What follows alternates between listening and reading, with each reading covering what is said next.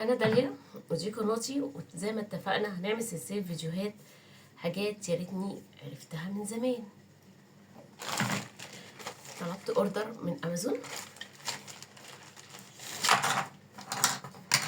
طبعا بنتي فتحته، انا مفيش اوردر بيخش البيت الا لما بنتي تفتحه، اول ايد تفتحه. يا بنتي استني نصور، يا بنتي استني. مفيش. ايه ده يا داليا؟ بصوا، دي اذكار الصباح والمساء، ودي اللهم يسترني فوق الارض. اذكار صباح ومساء او دعايه، حاجات لذيذه. كنت طالبه اوردر من امازون وصدفتني لقيت الحاجات الكيوت الجميله قوي، الحاجات اللي بتخلي فيه بركه في البيت. دي كل اعوذ برب الناس، حاجات بتخلي فيه بركه في البيت على امازون بالصدفه، مش طالباها مخصوص، لا هي انا كنت في الموقع بشتري شويه حاجات وقابلتني الحاجات الجميله الكيوت دي، فقلت افتحها معاكم اوريها لكم ونحطها مع بعض على التلاجة. هي على فكره مغناطيس مش لزق، هنحطها هتبقى حلوه قوي ان انا داخله وخارجه من المطبخ اقرا اذكار الصباح والمساء. وده برضو بنتي، اي حد داخل المطبخ داخل يفتح التلاجة، لذيذه قوي ان يقرا الحاجات دي. احلى بقى من بطه وميكي والسندوتش والمكرونه والحاجات اللي احنا بنحطها على التلاجة دي، فدي هتبقى افضل كتير قوي. دي الحمد لله. يلا بقى نحط الحاجات الكيوت الجميله دي على التلاجة. اول حاجه هبدا بيها اذكار الصباح والمساء. يا رب تكون باينه. واضح ان المغناطيس بتاعها مش قوي، هنظبطها. دي كل هو الله احد.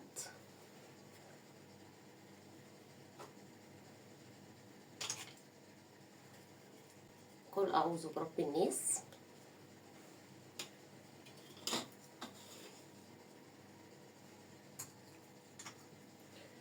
دي سبحان الله، لا اله الا الله.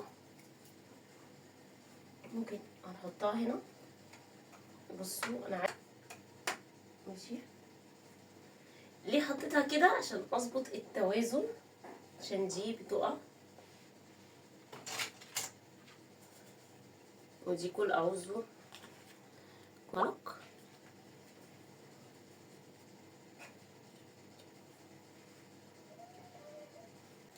الحمد لله.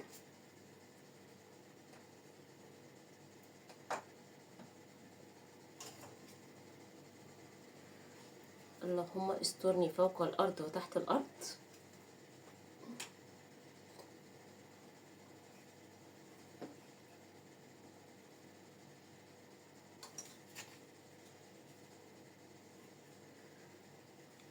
لا اله الا الله.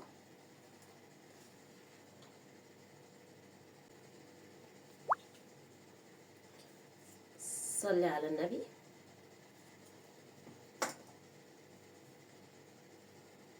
الله اكبر.